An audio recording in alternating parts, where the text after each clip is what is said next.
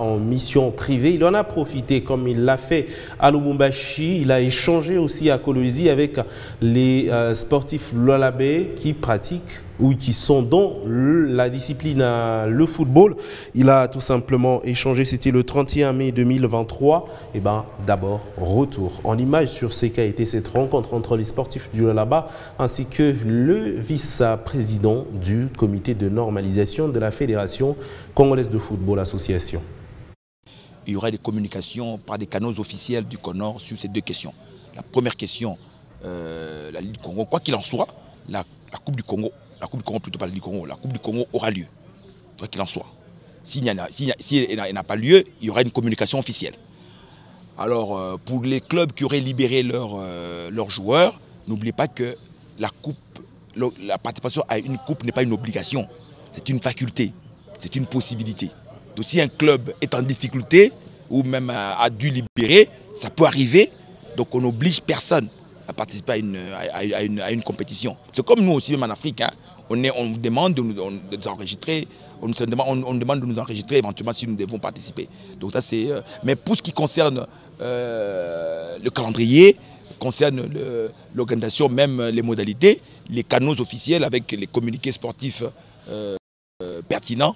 Les calendriers seront communiqués par les communiqués sportifs concernés. Voilà. Il faut quand même un constat factuel que la saison est finie. Bon, maintenant après, il y aura une décision claire sur le sort. Est-ce que la NAFoot va continuer avec une demande de dérogation éventuelle? La question sera posée. Est-ce que la NAFoot va être annulée? Quel est le sort? Je sais qu'il y a même des questions subsidiaires. Quel est le classement qui sera pris en compte? Tout cela fera l'objet d'une décision qui sera publiée, n'est-ce pas, par le CONOR. N'oubliez pas qu'à partir de maintenant, il n'y a plus de secret. Tout ce qui se fera sera communiqué et publié pour que tout le monde soit au courant de ce qui se passe réellement. Alors, c'était Maître Guy venu de Kinshasa. Voici à présent ce qu'a été la rencontre entre les sportifs du Lualaba ainsi que le vice-président du comité de normalisation de la FECOFA. Plusieurs acteurs sportifs du Lualaba ont pris part à cette séance de vulgarisation du code électoral et des statuts de la FECOFA, animée par Maître Guy Kabea, vice-président du comité de normalisation. Celui-ci a devant l'auditoire expliqué de fond en comble le grand point des nouveaux statuts de la FECOFA. Donc cette séance a pour objectif de vous donner les principales parties des nouveaux statuts. Comme ça, vous savez ce qu'il y a dedans. Un, et deux, comment est-ce que vous pouvez aussi participer? Et on a élaboré les statuts et ces statuts ont été adoptés. Dans son volet code électoral, les nouveaux textes sont taillés de manière à rendre les élections crédibles par la mise en place d'une commission électorale indépendante. Maintenant, les membres de la commission électorale sont élus par l'Assemblée générale. Obligatoire.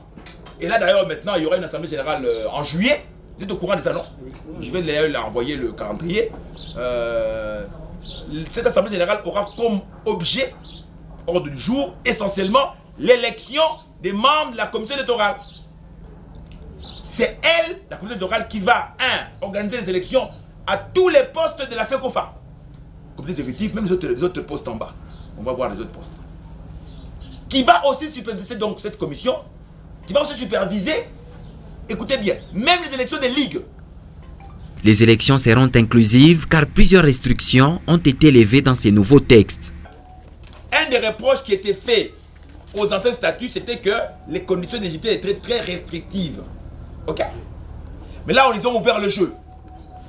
Première condition obligatoire pour être membre, par exemple, du comité exécutif, c'est il faut être congolais. Et puis, troisième possibilité, avoir précédemment été soit membre du comité exécutif de la FECOFA, en qualité soit de mécène, de promoteur ou dirigeant d'une équipe ou d'un centre de formation de football. Les questions liées aux objectifs de la FECOFA et son fonctionnement ont été abordées. Alors, c'était là le vice-président de la Fédération congolaise de football pour ce comité de normalisation.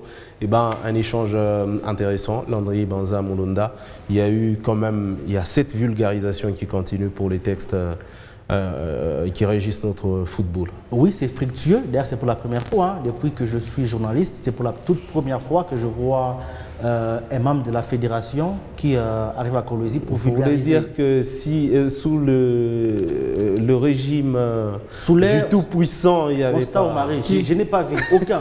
Sous l'ère Constant Omari, je n'ai vu aucun membre de la fédération aller dans une province. On restait seulement à Kin. Justement, quand même c'est une première quand on voit un membre arriver à Lubumbashi, il s'entretient avec le journaliste, bref, le sportif en général, il arrive à Kolwezi. Après Kolwezi, je pense qu'il sera au Kasaï, au Maniema. C'est pour la toute première fois. Il finit d'abord avec le Katonga selon le programme. J'aime. Il a vulgarisé l'essentiel parce qu'aujourd'hui, il y a eu le test révisé. Et nous, là, en tant que journaliste sportif, nous, en tant que sportifs, on ne maîtrise rien. Mais quand il vient pour nous orienter, pour vulgariser, je crois qu'il y a de quoi féliciter cette manière de faire les choses. Landry Kapenga, quelqu'un qui est en mission privée, il en profite pour échanger avec les sportifs, leur faire voir les différentes modifications, leur montrer comment les choses vont se dérouler désormais. On peut dire que c'est vraiment la normalisation qui se fait dans ce football. En mission privée, je crois que c'est toute une première et il faudra féliciter le vice-président de ce comité de normalisation. Mais il y a un comité qui était venu pour l'inauguration ou l'homologation du stade Dominique Diour, mais ça c'était officiel. Ouais. Mais le gars est venu en tant que président en officieuse parce que c'était une mission privée, mais il a profité du fait que c'est un sportif, c'est un monsieur qui veut injecter son savoir-faire dans les chefs des dirigeants ici en province. C'est comme ça qu'il a organisé ça.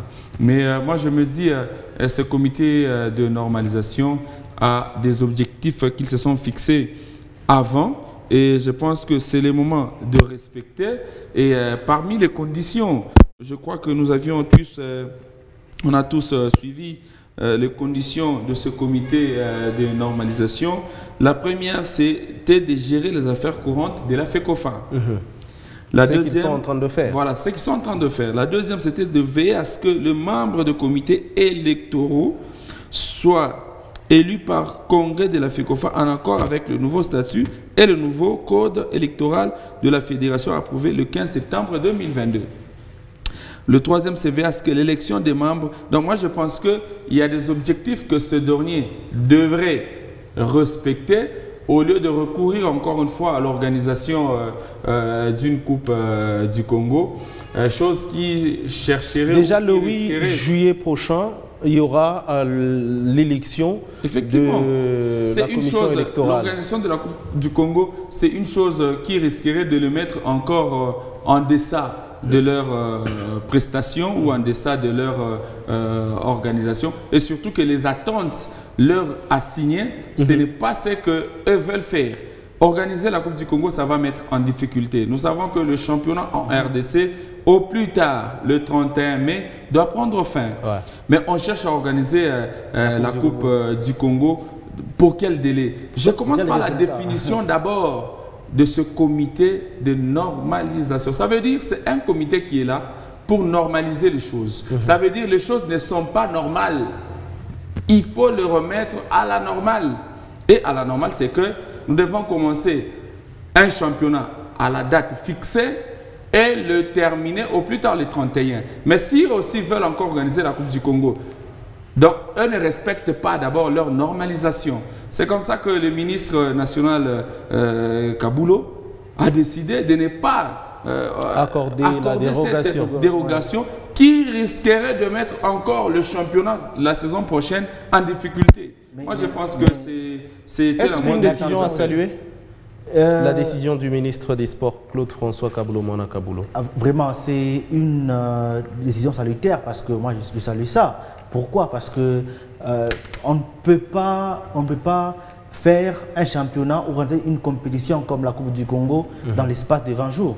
À mon avis, je salue cette décision. Il fallait à tout prix... Les tours préliminaires, c'était déjà joué. Maintenant, c'était la phase finale, simplement. Je n'ai pas terminé. Mais nous sommes le 40e aujourd'hui. La phase finale, la phase finale, normalement, elle devait y avoir lieu parce qu'il y a eu des tours préliminaires. Il y a certains clubs des provinces qui ont dépensé beaucoup d'argent pour jouer ou pour même avoir les tickets pour jouer la phase finale. Donc ça préjudicie entre guillemets le club là qui ont pris part à la phase préliminaire. Mais maintenant par rapport au temps, je salue parce que pour un championnat sérieux, une compétition sérieuse, 20 jours ce mois. Parce que normalement, la finale devait se jouer le 20 juin ou le 30 juin. Oui, le Chan se joue même pendant 3 semaines. Maintenant, cette décision a un caractère significatif. Voilà le caractère significatif. Ça veut dire qu'il veut tout simplement rappeler à ces comités que leur mission primordiale n'est pas d'abord d'organiser la Coupe du Congo. Leur mission principale est d'organiser les élections. Normaliser les choses. À tout prix. Il faudra normaliser. À tout prix.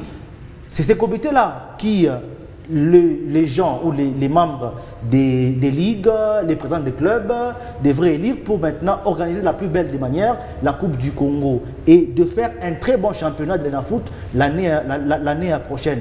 À mon avis, cette décision, c'est une décision salutaire de la part de François. Et ce comité n'a pas été nommé par la FECOFA, mais plutôt par la FIFA. La FIFA, oui. Donc, ils doivent respecter les injonctions données par la FIFA.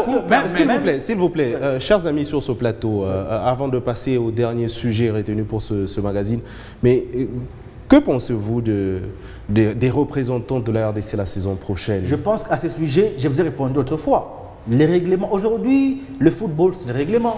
Les règlements. En RDC, il y a on est en train de remettre les choses sur les rails, mais la LINAFOOT n'a pas pris fin. Depuis 3 ans, c'est pratiquement la même chanson. Je pense que l'année passée, il y a une différence. L'année passée, il y a eu quand même un championnat qui s'est joué, la phase aller. Mais la phase retour n'a pas pris issue normale.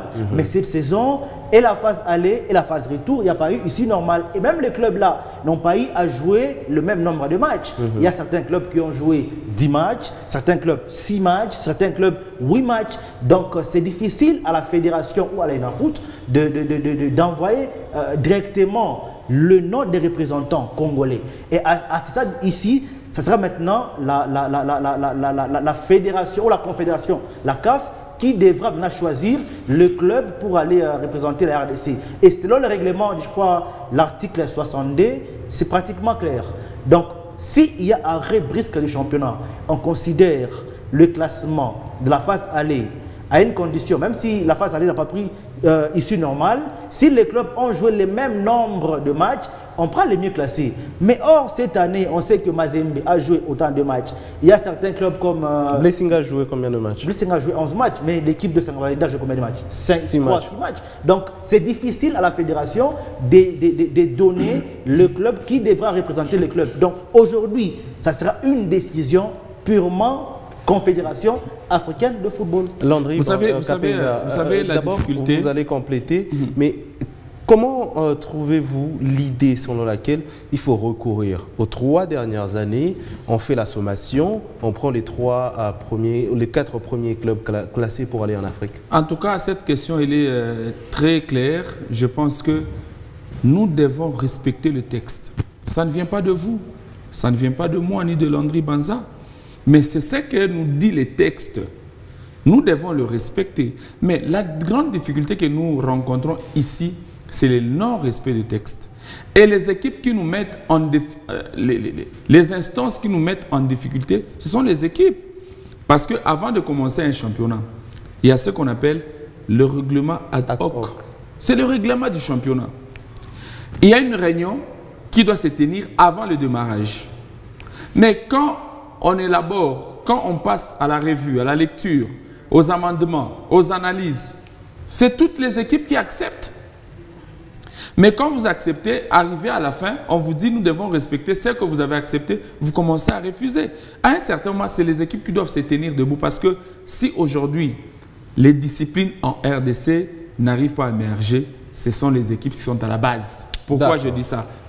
Donne-moi quelques minutes, je veux finir. Non, pourquoi je dis ça? Il n'y a pas de souci. Pourquoi je dis ça?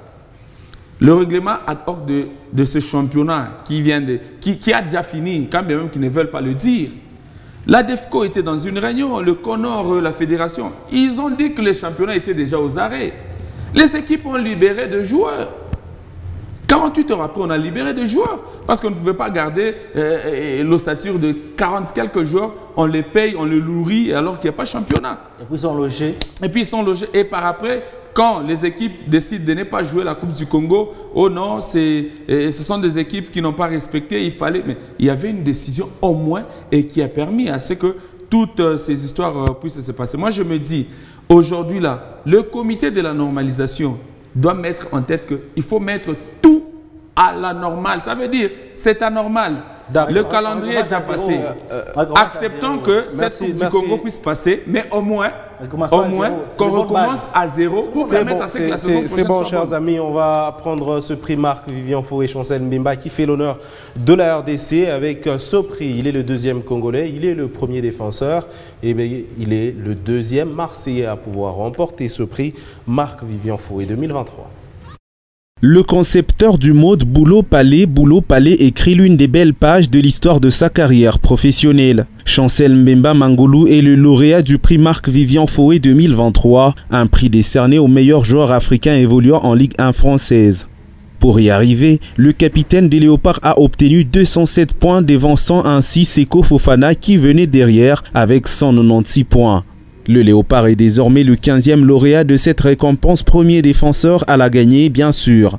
Les jurys constitués des centaines de journalistes, des consultants et anciens joueurs ont récompensé le joueur de l'OM qui a été l'un des meilleurs dès sa première saison en Ligue 1. Celui-ci est non seulement important dans l'axe du club phocéen, il est aussi un atout majeur en apportant une solidité offensive à l'équipe avec ses 7 buts marqués, toutes compétitions confondues, dont 5 en Ligue 1 et 2 en Ligue des Champions.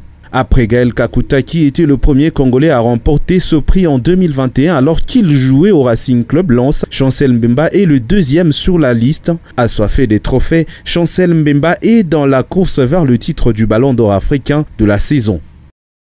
Il est pratiquement le Congolais qui fait la fierté aujourd'hui, Landry Kapenga. On peut dire que c'est un bijou qu'il faut bien garder.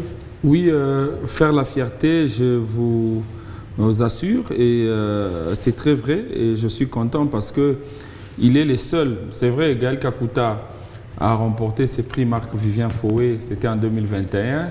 Kakuta n'a pas joué les PEFKIN.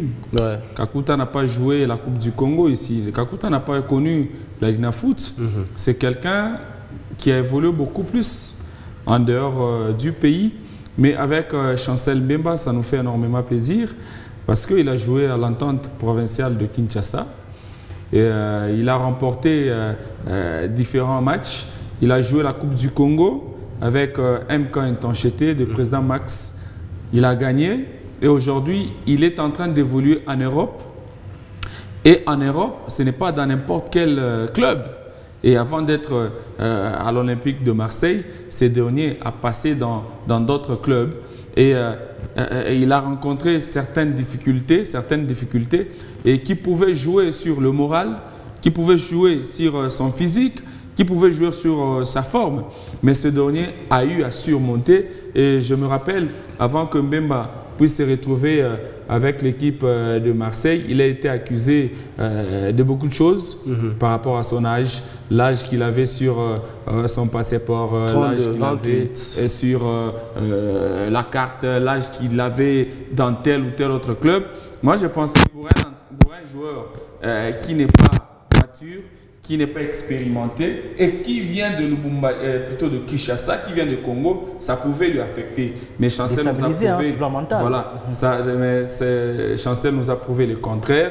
Il a travaillé du matin au soir et il a fait du buzz avec sa phrase de Boulot Palais. Boulot Palais. Boulot Palais. C'est des trop, hein. Je crois que ça c'est sûr. C'est partout. Donc lui, il se disait, c'est le travail. Et puis je rentre à la maison, je n'avais aucune autre chose à faire. Et c'est un message qu'il a eu à transmettre directement aux jeunes joueurs d'aujourd'hui qui mettent des dreadlocks, qui jouent la 3e division ils ont plus de 20 ans, ils ne savent pas comment travailler, ils se disent qu'ils sont stars, alors que Mbemba est en train de nous prouver le contraire et il leur a montré directement une leçon à prendre et permettre à ce que ce dernier puisse travailler. En tout cas, félicitations à Mbemba qui nous a honoré. Il a réagi justement à chaud. C'était le jour même de la publication de ces résultats du prix Marc-Vivien Foé. Il est le premier défenseur à remporter ce prix. Il est le deuxième Congolais à réaliser cet exploit. Les lignes que Chancel Mbemba Mangolo écrit sont simplement inoubliables car le drapeau congolais flotte convenablement en France et partout en Europe. À chaud, Mbemba n'a pas caché sa joie. Pour le joueur congolais, ceci est le fruit du travail et rien d'autre. C'est pas facile, il y a beaucoup de joueurs africains, mais j'ai travaillé, mais aujourd'hui, j'ai pris. Ça fait bien. Aujourd'hui, je suis là. Ça fait plaisir et c'est mon première année ici, parce qu'en Afrique, les gens ne regardent pas beaucoup le championnat portugais. La France, c'est la vitrine, il fallait que je rentre ici. Je dédie ce trophée à tous les peuples congolais et je dis merci à chaque personne. Le vote de chaque personne, ça vient droit au cœur. Merci, c'est un souvenir, je vais garder toute ma vie. Je ne vais pas oublier. L'ancien sélectionneur des Léopards A de la RDC, Jean-Florent Ibenge, est fier de ce joueur qui fait parler en bien de la RDC et il n'y a rien de surprenant. Ça me fait une grande fierté et surtout à tout le peuple congolais. Il ne parle pas beaucoup, mais quand il parle, on l'écoute. Chancel est maintenant l'un des meilleurs joueurs congolais de tous les temps. D'autant plus qu'il donne une image qui, moi, me réjouit parce que quand on parle des Congolais, il y a toujours cette limite en disant oui, mais il y a toujours un mais, parce qu'on nous a collé une étiquette. Des gens qui aiment l'ambiance et donc ils ne peuvent pas aller loin. On en a souffert, on en a souffert de ces préjugés. Et lui, en cassant ces préjugés, peut aussi apporter encore quelque chose de plus. Je vais juste lui dire des mots simples. Continue le travail dans la joie, la bonne humeur. Le demi-dieu congolais est le 15e lauréat du prix Marc-Vivien Foé. Il a dévancé Seko Fofana et Terem Mofi.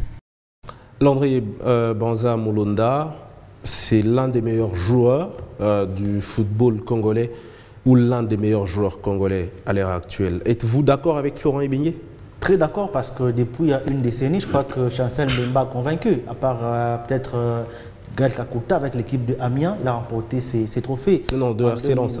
En 2021. Mais depuis un temps, c'est Mbemba ou rien. Parce que tous là, on est amoureux chaque week-end à regarder le championnat de la Ligue 1 française. Et Mbemba a convaincu. Et aujourd'hui, rares sont ces joueurs, que ce soit congolais, que ce soit européens, qui vous jouent pour la première fois le championnat français, les championnats français, et ces joueurs-là arrivent à remporter des trophées pareils. Moi, je crois que Mbemba a mérité. Imaginez, il y a eu, je crois, Fofana, et puis l'autre là, Terem Mofi.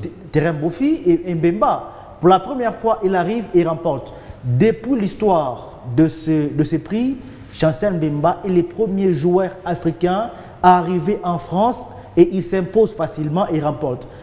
Kakuta, combien de fois?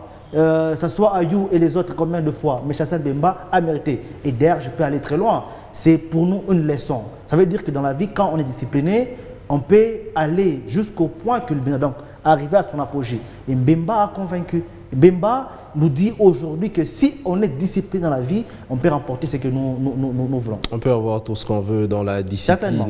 Alors, Landry Kapinga, merci à vous d'avoir été de notre ce soir. Merci à vous, Kaninda. Merci aux téléspectateurs de Mikuba Télévision. Merci à Landry Banza. C'était un plaisir. Merci à vous, Landry Banza Mulunda. Merci à vous, même si on n'a pas parlé pour nos dames qui séjournent à Lubumbashi. Peut-être un mot, je suis déçu parce que le club du Lualaba, ça soit au SEC, ça soit l'équipe de Manika ou Gesca. On y reviendra dans nos prochaines interventions.